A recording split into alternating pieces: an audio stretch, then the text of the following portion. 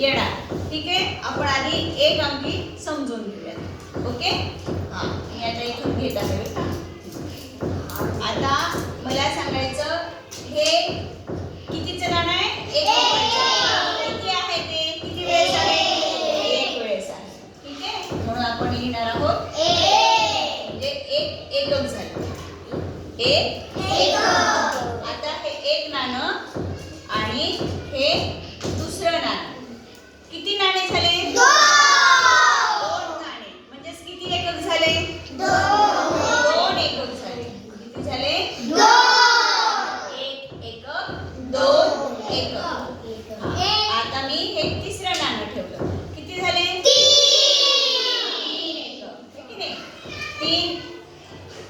तीन वेळा म्हणजेच तीन एकक झाले. है की नाही? आता एक किती वेळेस आहे? चार वेळेस. चार नाणी झाले. म्हणजे मग किती झाले हे?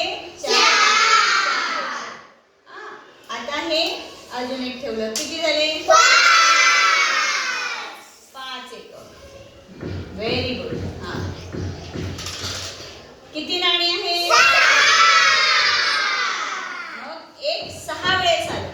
एक सहा वेळेस आलं म्हणजे किती एकक झाले? सहा. आता 1 2 3 4 5 6 7 आहे ना? 7. Very good. हा, आता किती एकक झाले?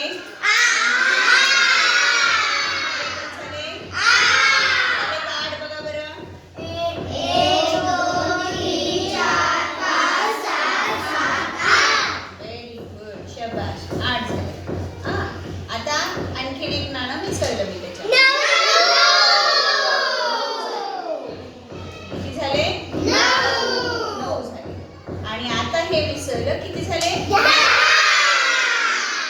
आता बघा 10 झाले. आपण एकदा मोजूयात हा ते. 1 2 3 4 5 6 7 8 9 10 झाले.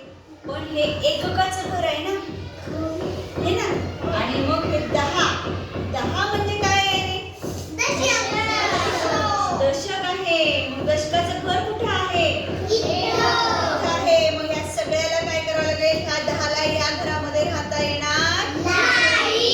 हर्षदच्या घरात समर्थ राहू शकत नाही. समर्थच्या घरात हर्षद राहू शकत नाही. 10 जे झालेले आहेत त्या 10ला त्याच्या घरात जावं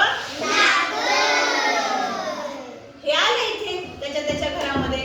है की नाही? 10 झाले. हे दशकाच्या घरामध्ये 10 आले. पण हे 10 म्हणजे सगळे एकत्रित केले तर आपल्याला एक नोट किंवा एक नाणं मिळतं. हे की नाही? एक नोट किंवा एक नाणं मिळतं. मग आपण हे 10 बाजूला केले आणि इथं काय ठेवलं? एक 10चं नाणं ठेवलं. एक 10 म्हणजे हा, एक 10 म्हणजेच एक दशक. एक दशक. एकच दशक आहे की नाही? हा, आता इथून एक दशक आणि एक एकक सुरू झालं.